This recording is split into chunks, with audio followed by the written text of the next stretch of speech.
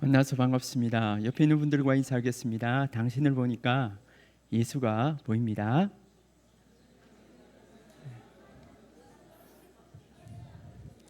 여러분들은 그 말을 하고도 담담하십니까? 예수가 보인대요. 보입니까? 그럼 세차게 한번 이야기해 주세요. 당신을 보니 예수가 보입니다. 네, 부부끼리 봐도 좀 그렇습니까? 대답이 없습니다. 부부끼리 봐도 예수가 보이셔야 됩니다. 목사님, 사모님 보니까 예수가 보이십니까? 할렐루야, 아멘. 옆에 있는 친구들에게도 고백합니다. 널 보니 예수가 보인다. 시작. 오, 아멘. 어떤 애들은 웃고 있습니다. 예수가 너무 잘 보이나 봅니다. 자, 지금부터 문제를 내겠습니다.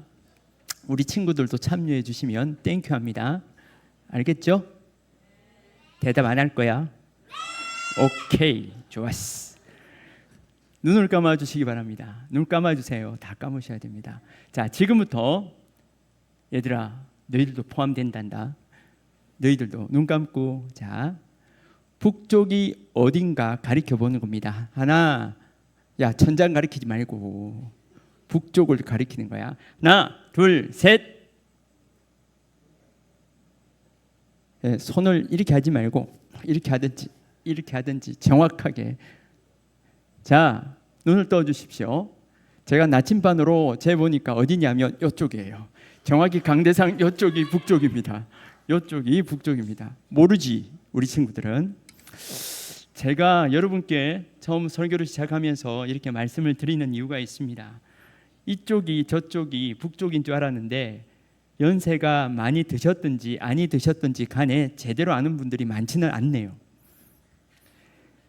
그런 세상 속에 우리가 살아가고 있습니다. 어디가 북쪽인지 모른 채 우리 교회가 지금 강대상이 어느 쪽인지 모른 채 우리는 이렇게 살아가고 있습니다. 왜냐? 우리가 살아가는 이 삶의 모습을 보면 느낌으로 살고 경험으로 삽니다. 그리고 외칩니다. 옆에 있는 사람에게 내가 한번 10년쯤 살아보니까 아니 몇 달쯤 살아보니까 내가 이 아이를 키워본 엄마로서 부모로서 이렇게 말합니다. 이렇게 살면 돼. 띵동, 옆집에 이 학원 좋대. 그렇게 하면 그 몇 달, 몇 주 된 그 느낌으로 얘들아, 엄마가 학원 바꾸지. 웃고 있습니다. 그렇게 바꾸는 게 우리들이에요. 자, 그 느낌으로 우리는 지금까지 살기도 하고 있습니다. 그렇지 않습니까?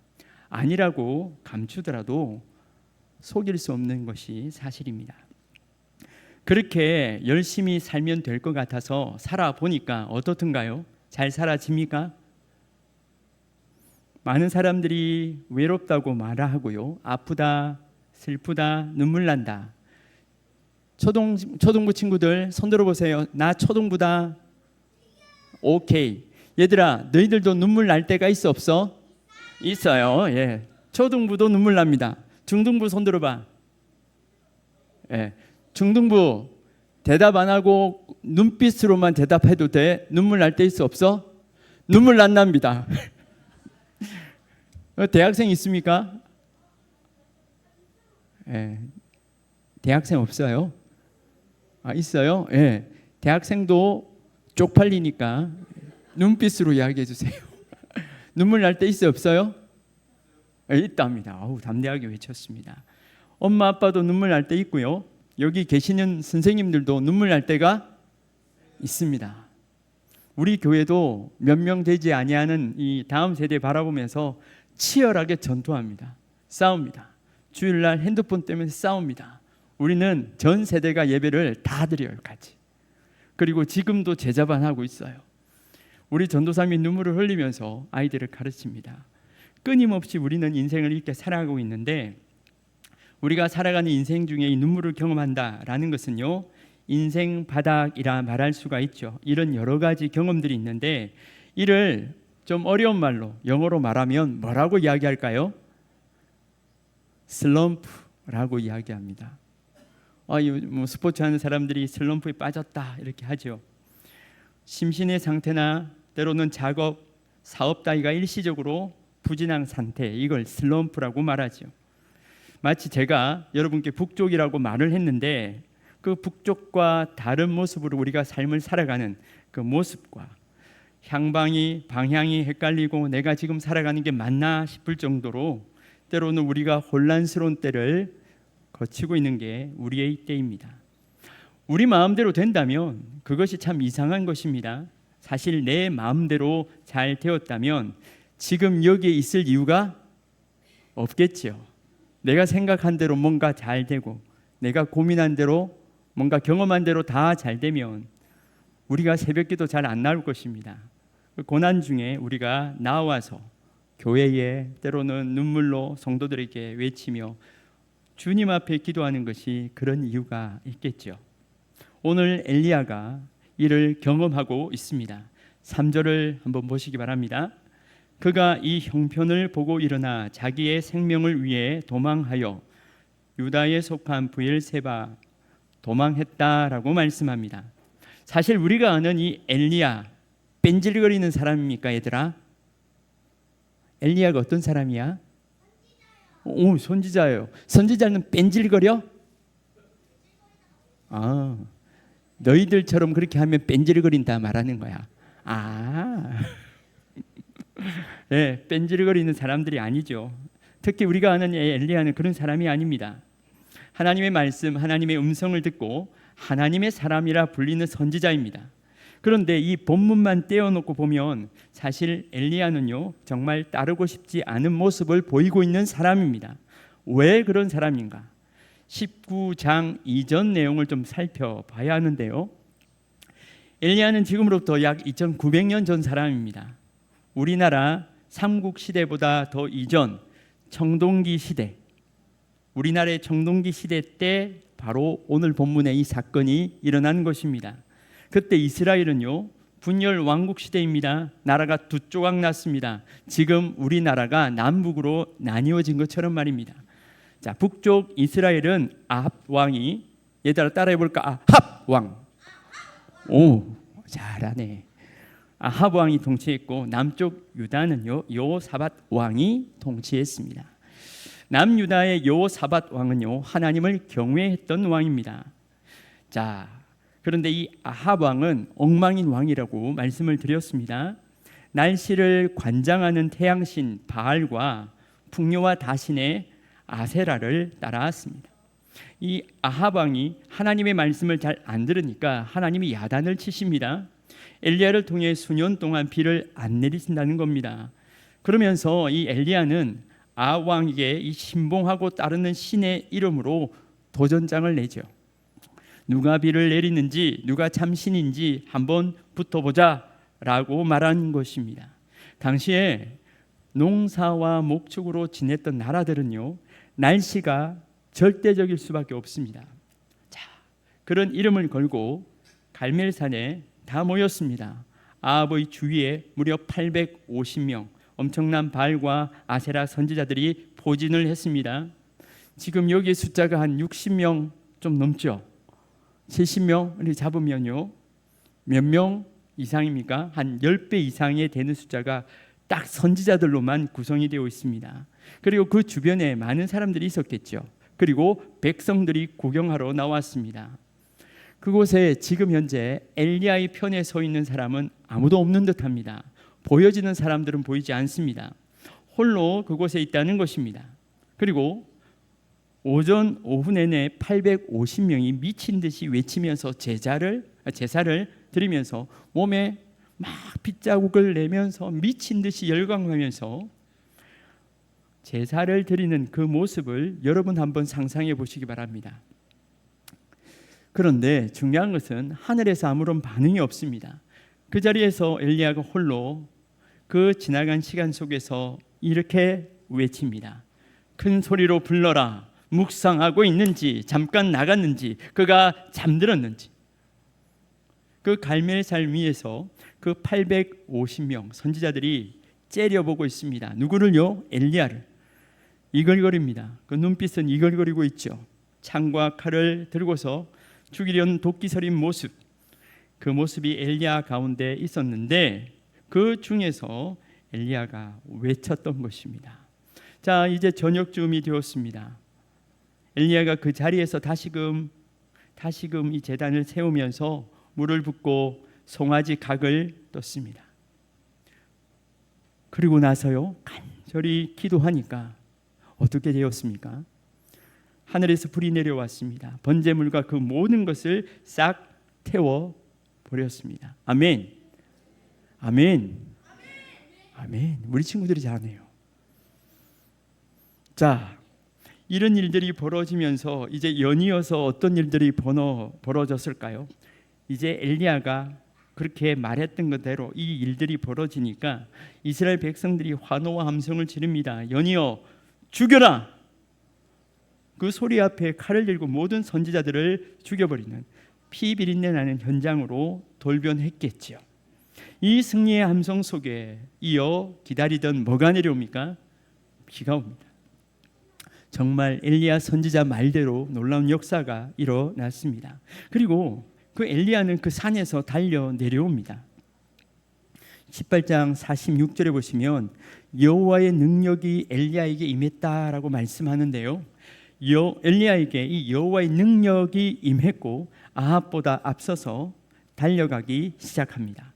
자, 그때 이세벨의 크게 분노한 모습을 성경책 가운데 우리는 볼 수가 있습니다. 19장 1절을 보시면 아합이 엘리야가 행한 모든 일과 그가 어떻게 모든 선지자를 칼로 죽였는지를 이세벨에게 말하니 이세벨이 사실 엘리야에게 보내어 이르되 내가 내일 이맘때에는 반드시 네 생명을 저 사람들 중 한 사람의 생명과 같게 하겠다. 이 말은 무슨 말인가요? 오늘 죽였던 이 모습대로 다 죽여버리겠다는 소리죠. 이세벨은 지금 엘리야에게 사자를 보내어서 죽여버리겠다고 엄포를 놓게 되었습니다. 나라의 최고 권력자 그 왕비가 이렇게 말하는 것 정말 무섭습니다. 여러분, 우리 남자분들 아내가 눈을 부라리 뜨고 막 한번 이렇게 소리치면 무섭죠. 그런데 나라의 그 왕의 아내입니다. 얼마나 무섭겠습니까? 이 장면은 정말 놀랄 노짜인데 중요한 것은 이 장면 속에서 엘리야가 어떻게 반응했냐라는 겁니다. 분명히 지금 현재 하나님의 능력이 그와 함께 있었고 분명히 세상의 모든 능력을 뛰어넘는 사람이 엘리야입니다. 그런 놀라운 능력과 모습을 가지고 있다면 사실 두려울 게 없는 것이죠. 그런데도 엘리야는 이 이세벨의 한마디에 벌벌 떨면서 도망을 칩니다. 결국 아무도 다니지 않는 광야의 한 나무 밑에 순식간에 인생 바닥을 경험하게 됩니다.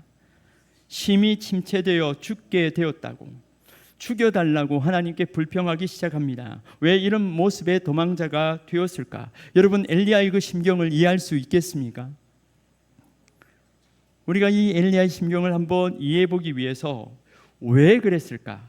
먼저 엘리야에게 하나님에 대한 섭섭함이 있었겠죠. 그간 고통과 억눌림, 목마름이 있었습니다. 하늘에서 불이 떨어져 재물을 다 태우는 그 엄청난 기적과 멈췄던 비가 쏟아지는 역사가 있다면 당연히 아합 왕과 이스라엘 백성들이 어떻게 반응해야 될까요? 겁을 먹어야 합니다. 잘못됐구나, 이렇구나, 돌이켜야 되겠구나. 그렇게 기대를 안고 여기까지 달려왔는데 중요한 것은 상황은 변한 게 없다라는 것입니다. 3년 6개월 기다리고 피해 다니면서 하나님의 말씀에 순종했던 시간이었습니다. 그런데 그의 기다림과 수고와 능력이 아무 효과가 없다. 그것을 눈으로 보게 되었을 때 엘리야는 너무 실망해서 죽기를 원했습니다. 내가 지금 목숨 걸고 당신을 섬겼는데 하나님, 고작 해야 내가 도망자 신세입니까? 어떻게 하나님이 저를 이렇게 대하실 수 있습니까? 하나님을 향한 이런 원망과 분노가 엘리야를 고통스럽게 했죠. 그리고 엘리야는 아마도 자신의 현실을 본 것입니다. 야고보서 5장에 보시면요, 엘리야도 우리와 성정이 같은 사람이었습니다. 아프면 아픕니다. 즐거우면 즐겁다. 맞으면 맞아서 아픈 자였습니다. 그런 엘리야였지만 그가 하나님만을 보았을 때 또 두렵지 않고 무섭지 않았죠. 그런데 그동안 열심도 내고 나름 순종하여 달려왔는데 아무것도 없는 듯한 자신을 보니까 신세가 너무나 처량하고 나의 생각대로 되지 않는 현실에 대한 비관적인 모습이 된 것입니다. 이런 증세는요, 오늘 시대를 사는 예수 잘 믿는 여러분들, 특별히 오늘 오후 예배 헌신 예배다, 특송이다, 주일 성경 공부다, 한 영혼이다 라고 한눈 팔지 않고 모인 여러분들에게 올 수 있는 시험이라는 겁니다. 이런 시험은요, 예수 안 믿고 교회 잘 안 나오는 분들이 경험되어지는 것들은 아니지요. 그들은 삶을 보면요, 시험 잘 치는 것 같고 대학도 잘 붙는 것 같고 준비하는 것마다 잘 되는 것 같습니다. 나름대로 우리는 신앙생활도 잘하고 교회 봉사도 열심히 했고 말씀대로 살아보려고 발버둥도 쳤습니다. 그런데 왜 나를 이렇게 주님 취급하십니까? 멋대로 사는 저 사람들은 환경이 나아지고 있는데 의기양양한데 도대체 나는 뭡니까? 예수 잘 믿는 우리들의 마음 가운데 이런 분노의 감정이 혹 자리 잡을 때가 있는 것이죠. 깊은 슬럼프에 빠질 때가 있더라는 겁니다. 말씀은 열왕기상 19장 3, 4절 그렇게 이어지는데 이 형편을 보고 일어나 자기의 생명을 위해 도망합니다. 자, 이 말씀을 제가 풀어보면요, 오늘 이 850대 1로 벌어진 사건이 어디서 일어난 사건일까요, 얘들아? 다시 얘들아, 갈멜산입니다. 저희를 위해서 잘했다 박수, 어른들도 같이 시작. 잘했다. 잘했습니다. 얘들아 잘 들어. 자, 갈멜산에서 그 다음 어디로 갑니까? 이스라엘로 갑니다. 이스라엘. 자, 이스라엘로 가서 거기는 왕궁이 있는 곳인데 갔다가 거기서 190km 떨어진 어디로 갑니까? 목사님 얼굴 보면 안 나온단다. 성경책 보면 나와. 따라해 볼까요? 부엘세바는요, 이스라엘의 제일 아래쪽에 위치한, 남단에 위치한 제일 아래쪽에 위치한 곳인데 무려 190km 떨어진 그곳에 우리 엘리야가 갑니다. 그리고 거기 가서 사환을 두고 또 광야로 하룻길쯤 들어갑니다. 여러분, 하룻길쯤 터덜터덜 가면 몇 킬로 갈 수 있을까요? 제법 갔다는 소리예요. 알 수는 없지만 갔겠죠. 아무도 모르는 곳으로 그냥 내달려서 엘리야는 몸을 숨깁니다. 그리고 그 광야에 몸을 숨기는데 한 로뎀 나무 아래, 그 좁은, 제가 이스라엘 가서 이 로뎀 나무를 보니까 진짜 볼품 없어요. 한 명 들어가서 서늘한 그늘이 만들어질까 말까, 여하튼 뭐 이런 나무 밑에서 자리에 털썩 주저앉아서 지금 하나님께 대놓고 죽고 싶다고 외치고 있습니다. 이렇게 처참하게 사느니 죽는 게 낫다는 겁니다. 아마도 이런 마음 느껴본 적이 있을 겁니다. 마음속으로 여러분 고백해 보세요. 지금 내가 손을 들고 제가 이런 마음이 있어요 하면 옆에 있는 분들 시험 들 수 있으니까. 여러분, 밤에 혹시 그렇게 열심히 살다가 아니면 때로는 교회에서, 때로는 가정에서, 때로는 일터에서 너무 마음이 힘들어서 피했는데 이불 속이야. 이불 뒤집어 쓰고 베개를 적셔가면서 꼭꼭 운 적이 없습니까? 대답하지 마세요. 있잖아요. 우리 가운데 있는 아픔들이에요.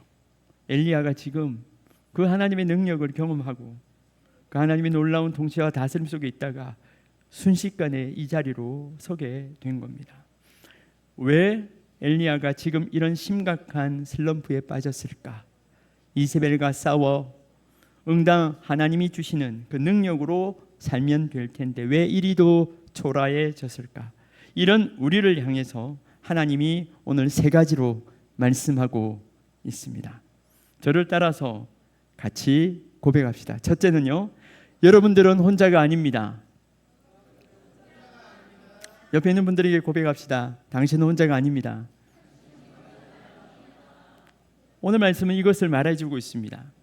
혼자가 아닙니다. 열왕기상 19장 10절에 보시면 그가 대답하되 내가 만군의 하나님 여호와의 열심히 유별하오니 이는 이스라엘 자손이 주의 언약을 버리고 주의 제단을 헐며 칼로 주의 선지자들을 죽였음이오며 오직 나만 남았거늘 그들이 내 생명을 찾아 빼앗으려 하나이다.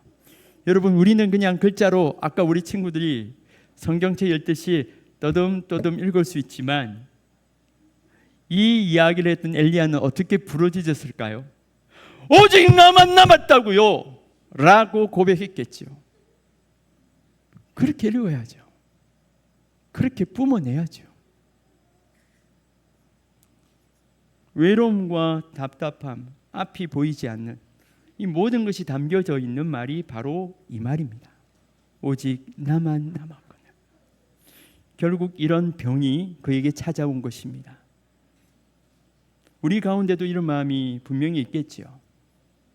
많은 이웃들, 때론 회사, 그리고 성도들, 교인들, 때로는 마치고 회사가 들어갈 때 아니면 마쳐질 때 막 사람들이 막 쏟아져 나오는데 그 무리들 속에 내가 홀로 된 듯한 느낌, 텅 빈 들판 속에서 홀로 서 있는 듯한 느낌. 여러분, 그런 불편한 마음들을 가질 때가 없었습니까? 이런 감정을 사단은 잘 이용합니다. 그리고 그 마음을, 그 상황을 통하여 죽고 싶은 충동을 주고요, 이런 내가 살아서 뭐 하겠나 라는 자포자기의 모습으로 자꾸 몰고 갑니다. 그러면서 요즘 사람들이 외롭다, 죽고 싶다 말하는 것이요, 자신의 현명하고 아주 냉철한 현실을 직시하는 똑똑함, 분석적인 나의 모습이야 라고 말을 하는데 아닙니다. 사단의 속삭임에 놀아나고 있는 것입니다. 분별을 잘 하지 못하는 게 우리의 모습이죠. 이런 외로움과 공고함 속에 있는 엘리야에게 하나님께서 무엇을 지금 주십니까? 19장 18절을 여러분 보시기 바랍니다. 또한 내가 이스라엘에 몇 명을 남겼다? 7,000명 남겼대요. 그들은 단 한 번도 바알에게 절한 적이 없는 사람, 바알의 우상에게 입맞추기 없는 사람들이다. 한 번씩 저도요, 어깨가 처지고 힘들 때가 있습니다. 다시 한 번 더 옆에 있는 분들을 보면서 인사를 했으면 좋겠습니다. 왜냐하면 지금 이 시간 딱 잠오기 좋은 시간이거든요. 그런 초췌한 나의 모습을 보여주면서 이렇게 고백을 한번 해보겠습니다. 당신은 나의 숨은 천사입니다. 시작. 천사는 천사인데, 여러분, 얘들아, 천사가 어떻게 생겼어? 천사가 어떻게 생겼어? 봐본 적이 없어. 근데 일반적으로 보면 천사들이 어떻게 생겼어?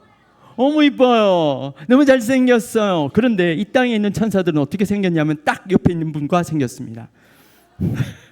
너무 잘생기고 너무 튀면 어떻게 될까요? 천사인 줄 압니다. 숨어있는 천사입니다. 스파이 천사. 내가 엎드러져 있을 때 끝없이 숨어서 격려해주는 하나님이 붙여놓은 주의 동력자들이 바로 옆에 있는 우리 지체들입니다. 바로 신한교회입니다. 바로 옆에 있는 우리 사랑하는 목사님, 장로님, 집사님, 그런 분들입니다. 아멘. 아멘. 하나님께서 남겨놓은 7,000인이 있대요. 그런데 중요한 것은 엘리야가 만나본 적이 없습니다. 그러면 이렇게 물어볼 수 있습니다. 우리 교회 가운데 나와 말을 섞지 아니했는데 숨겨놓은 7,000인이 있을까요? 있다는 거예요. 내가 말하지 아니했고 내가 담을 쌓았을 뿐이지 하나님은 숨겨놓은 동력자들이 있다는 거예요. 다시 한번 옆에 있는 분들을 봅시다. 이렇게 고백하겠습니다. 천사셨군요.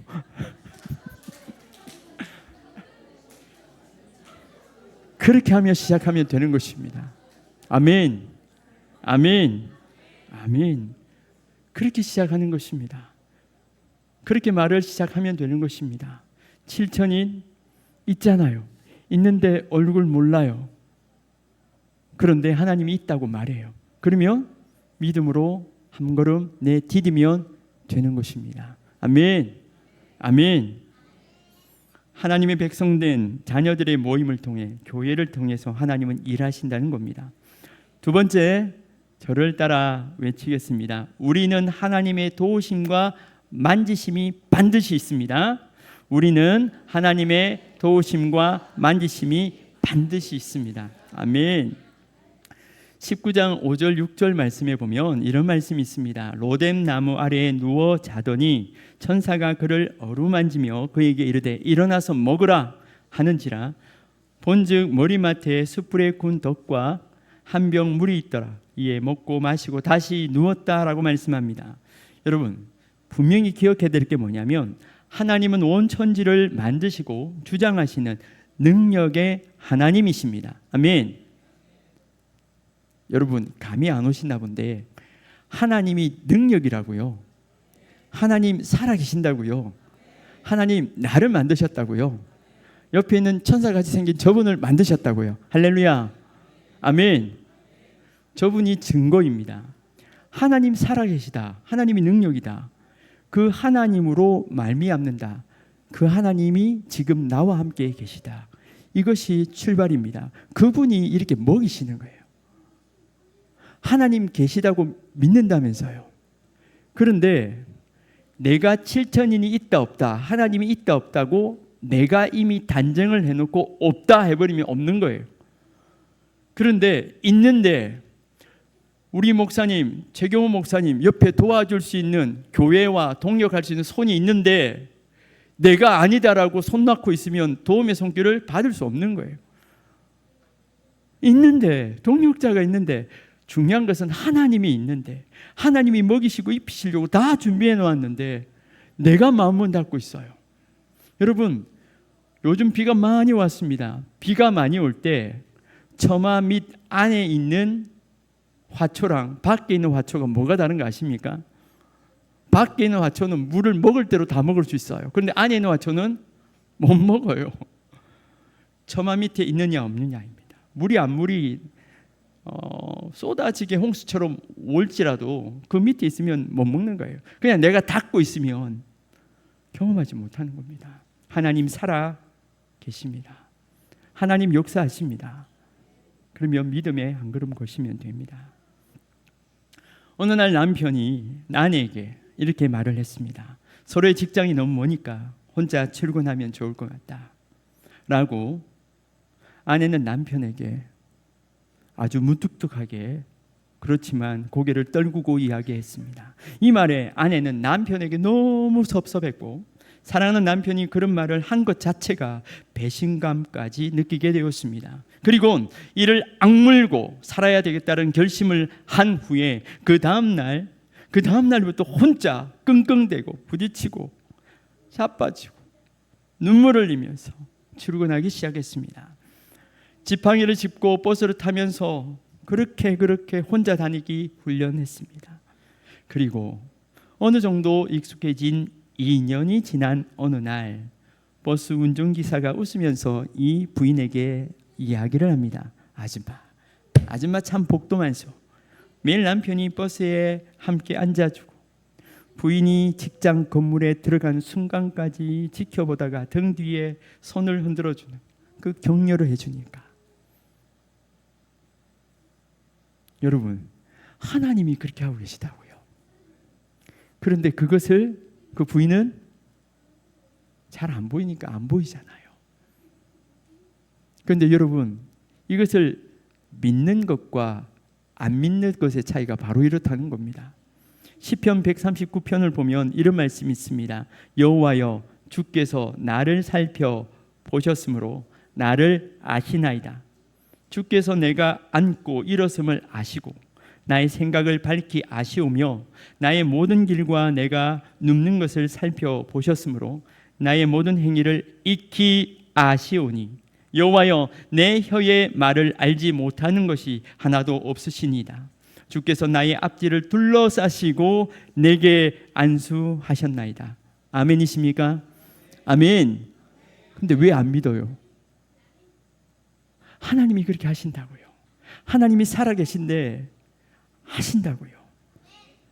내 이 눈으로 보이지 않는다고 안 믿어집니까? 여러분, 가시광선, 그 안에 있는 것들이야 보이지만 자외선, 적외선 이게 보여요?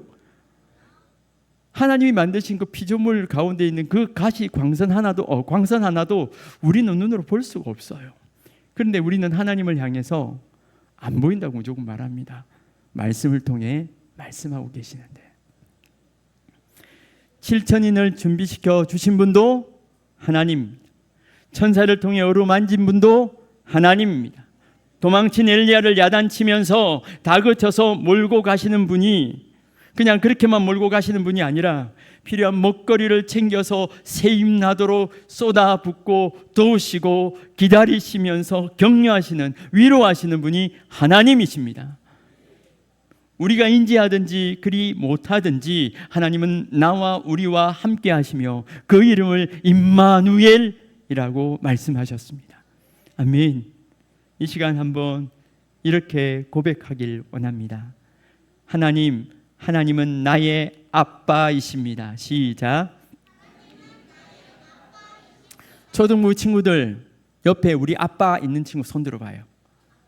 앞에 있어요? 맞아요. 아빠는 늘 어려울 때 아빠 하면 아빠가 나타나요? 아니래요. 아빠 각성하시기 바랍니다. 아닌 거 아시죠? 하나님은 천지 만물을 지으셨어요. 그리고 신한교회의 그 10년 넘는 역사를 여러분 아시지 않습니까? 하나님이 돌아가셨나요? 아니요. 그 믿음의 고백을 여러분들이 쓰셨잖아요. 그런데 오늘의 그 아픔 속에 왜 우리가 빠져 있어야 될까요? 하나님 살아계십니다. 하나님 나의 아빠 되십니다. 아멘. 세 번째, 저를 따라 외칩시다. 나에게 주신 사명을 다시 점검해야 합니다. 나에게 주신 사명을 다시 점검. 아멘. 정말 아무것도 못한다고 있는 그 엘리야에게 하나님이 어떻게 말씀하시느냐? 19장 9절에 보시면 엘리야야 어찌하여 여기에 있느냐라고 말씀하십니다. 새로운 장소, 새로운 사람, 새로운 비전, 새로운 부르심이 아니었어요. 하나님은 분명히 말씀하십니다. 너의 사명이 무엇이냐? 내 옆에 누가 있다? 내가 있지 않느냐? 내가 너에게 또 사명을 주지 않느냐? 너를 이끌고 있지 않느냐? 나는 너에게 사명을, 비전을 이미 주었다. 그리고 내가 너와 함께 한다 라고 지금 이야기하고 계신 겁니다. 제가 이야기 한 개를 해드립니다. 얘들아 잘 들어봐. 지금 뒤에 있는 친구, 여자친구 이름 뭐지? 다연이? 다연아, 너가 듣고 잘 대답해봐. 다른 친구도 잘 들어보세요. 자, 어떤 물고기가 있었습니다. 큰 바다에 물고기가 살다가 바닷가로 갔는데 너무 멋져 보이는 거예요. 반짝반짝 빛나는 모래사장이 있고요. 거기에 너무 아름다워서 와, 휘황찬란하게 반짝반짝 빛나니까 이 물고기에게 소원 한 가지가 생겼습니다. 내가 저 모래사장에 한번 누워봤으면, 이 은빛 찬란한 백사장에 누워봤으면 참 좋겠다. 이런 소망함이 가득했습니다. 그래서 어느 파도가 많이 치던 어느 날 이 머리가 있는 이 물고기가 그래 이때 한번 노려보자 해서 파도를 타고 펄짝펄짝 한번 뛰어봅니다. 이렇게 하면 뛰어갈 수 있겠다. 그래서 큰 파도를 타고 슬라이딩 하면서 펄쩍 뛰어서 모래사장에 딱 안착하게 되었습니다.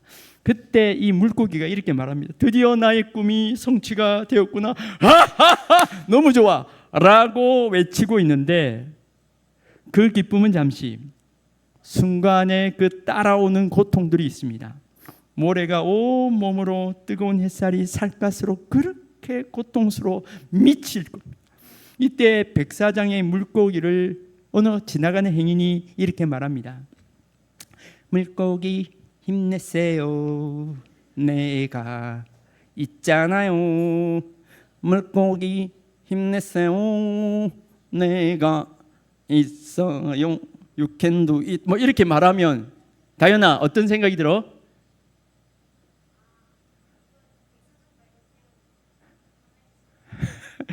그러면 다연아 이 물고기 어떻게 해주면 돼? 바다에 던져주면 되는 거예요. 물고기 힘내세요 이거 아니에요.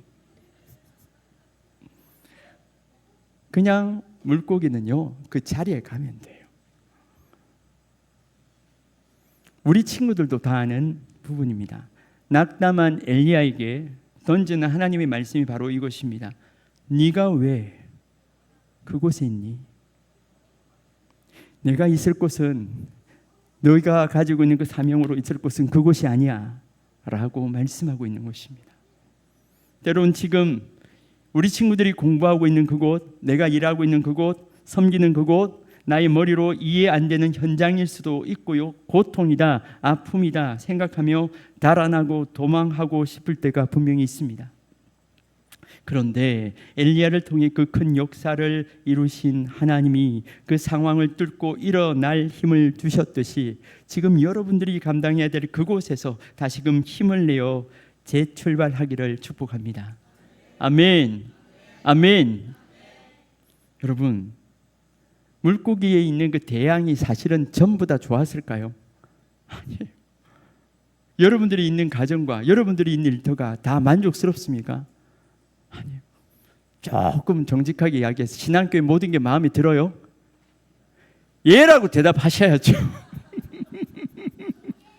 예, 무슨 말인가 압니다. 뭐 우리 교회도 동일합니다. 그런데 주님이 잠깐 때로는 힘든 가운데서 그곳에서 눈물 나게 할 수도 있지만 나를 부르신 그곳이라는 사실을 기억하시기 바랍니다. 아멘. 저에게도 그런 시간이 있었습니다. 제가 강도사 시절인데요. 여러분 강도사 때가 언제 때인가 아시죠? 목사가 되려면요. 먼저 신학대학원에서 3년의 그 배움의 과정들을 거치면서 전도사라 불립니다. 그리고 그 다음 말씀 전할 수 있는 강도권이 주어지는데 저 때는 3년이었거든요. 이 3년의 배움의 과정 때를 보내게 되면서 그 다음 목사로 수받게 됩니다. 그 강도사 시절에 저도 그런 깊은 억울함의 터널, 눈물의 터널이 있었습니다. 교회를 섬기는 게 너무 기뻐서 교회를 열심으로 다녔지만 섬겼지만 그래서 목사를 향해 나아가지만 솔직히 목사 가운데도 강도사 가운데도 힘들고 선배님들과 주위의 여러 이해할 수 없는 모습, 지시 그리고 인격적으로 대우받지 못하는 아픔과 눈물, 손가락질이 있었을까요? 없었을까요? 있었어요. 자, 중요한 것은 내 속에 그런 일들을 하면서 이런 마음이 들기 시작했습니다. 하나님의 일을 하는 곳인데 하나님의 사람들이 모인 곳인데 왜 이럴까? 왜 이럴까?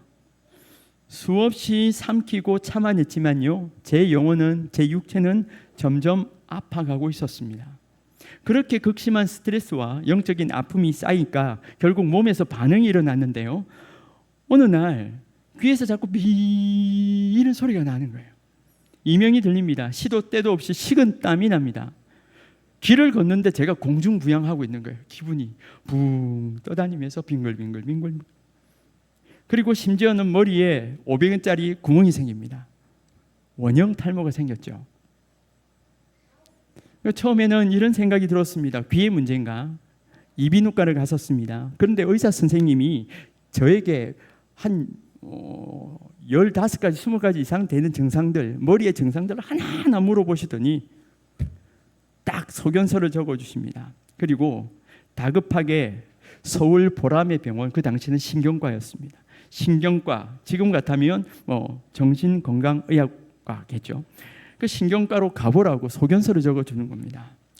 자, 그렇게 저는 보람의 병원으로 가게 되었고 예약을 하게 들어가게 되었는데 의사 선생님을 이제 진찰하려고 기다리고 그 선생님을 만나서 진료실에 앉아서 이런 증상을 이야기하고 여러 가지 이야기들을 이야기하면서 저에게 나타난 증상과 함께 그 스트레스적인 부분들을 자꾸 물어보고 이야기를 하시는 거예요. 그렇게 다 이야기를 했습니다. 한참 동안 듣고 계시던 의사 선생님이 갑자기 제 두 손을 딱 따뜻하게 감싸 주시더니 이렇게 말씀하시는 겁니다. 환자분, 마음이 너무 고생 많이 하셨겠네요. 이렇게 힘들 때는 종교를 한번 가져보시죠. 라고 말씀하시는 그 모습이 꼭 장로님 같은 거예요. 그때 제가 뭐였다고요? 강도사였죠. 매일 교회에서 예배를 인도하고 설교를 했습니다. 무척 제가 당황해서 목이 만한 소리로 이렇게 대답했습니다. 차마 제가 교회 다닌다, 강도사 이런 말은 못하겠고 저는 종교인인데요. 그렇게 이야기를 했습니다. 그리고 그 진료실은 그 의사 선생님도 저도 아무 말 하지 않고 정적이 흘렀습니다. 선생님께서 갑자기 막 급하게 뭐 적으시더니 그냥 제가 빠져나오듯이 나오게 되었고요. 저의 손은 몇 달치의 그 정신과에서 받은 약 봉투만 덩그러니 받아 들고 나왔던 기억이 있습니다. 병원 문을 나서면서 약이 한가득 담긴 그 봉투를 보는데 눈물이 왈칵 쏟아지는 거예요. 그렇게 부르짖었습니다. 하나님, 저 억울합니다. 너무 답답합니다. 목회하겠다고 시간을 드렸는데 왜 저에게 이런 수치심, 아픔을 주십니까? 제 안에 있는 원망과 상처, 눈물로 다 쏟아지는 거예요. 그런데 사랑하는 여러분, 바로 그 철저한 바닥의 시간, 약 봉투를 쥐고 엉엉 울었던 그 연약함의 자리가 만약에 그것으로 쫑났다, 끝났다면 제가 지금 이 자리에 없겠죠. 그리고 이렇게 뻔뻔하게 여러분 앞에서 이런 고백을 할 수 있었던 것은 주님의 은혜의 용광로의 시간이었구나라는 것을 고백을 받아내게 하신 하나님의 역사였다는 것을 여러분께 감히 말씀드립니다. 시간이 그렇게 지금 벌써 20년이 넘었어요. 제가 대단해서 멘탈이 강해서 목사가 되는 것 아니었습니다. 마음의 병을 얻고 정신과 약을 먹어야 할 만큼 한없이 무너지고 부서진 저를 끝까지 포기치 않으시는, 그렇게 업고 가시는 하나님의 크신 은혜와 주권만이 저를 살리신 것입니다. 지금도 저는 제 힘으로 살아갈 수 없는 존재입니다. 그날 저를 붙드셨던 하나님의 은혜로 오늘 이 자리까지 그렇게 교회를 개척해서 그 어려운 여러 가지 시간들을 통과하며 하나님이 하나님 되심을 고백하도록 하나님은 저를 이끌어가고 계십니다. 아멘. 그러면 오늘 본문의 마지막으로 나아가 봅시다. 우리는 왜 자꾸 새 힘을 달라고 기도할까요? 사실 하나님이 능력이고요, 그 생명의 능력을 이미 우리 안에 주셨습니다. 왜요? 하나님 살아계시고 하나님의 자녀이고 하나님 함께 하겠다 하셨기에. 아멘. 그 하나님 살아계십니다. 그럼 이 엘리야 어떻게 하면 되는 것입니까? 엘리야 뒤에 계속 읽어보면요, 엘리야가 어떻게 합니까? 툴툴 털고 그냥 현장으로 갑니다. 그렇게 또 사역이 감당되어지고 하나님의 놀라운 역사를 그는 또한 감당하게 됩니다. 여러분, 지금 여러분 가운데 필요한 것이 무엇입니까? 오늘 이 말씀을 기억하십시오. 하나님으로 말미암은 동력자들이 있습니다. 하나님으로 말미암은 사명이 있습니다. 하나님이 나의 아빠, 아버지입니다. 이를 붙들고 함께 나가는 여러분 되시기를 주의 이름으로 축복합니다. 그리고 뜨거운 여름, 다음 세대를 바라보면서 영혼들을 눈물 가운데 보듬어 안고 나가는 우리 선생님들 힘내십시오. 그리고 우리 선생님들을 향해서 혹이라도 왜 우리 아래 아이를 이렇게 했습니까? 말할 성도들이 있다면 먼저 저한테 와서 말씀하십시오. 힘있게 달려가십시오. 그로 말미암아 주께서 주시는 놀라운 힘들이 있을 겁니다. 이 말씀을, 그 살아계신 하나님의 놀라운 복음을, 살아계신 하나님의 역사를 다음 세대 가운데 잘 흘려보내는 사랑하는 주의 교사들 되시기를 주의 이름으로 축복합니다.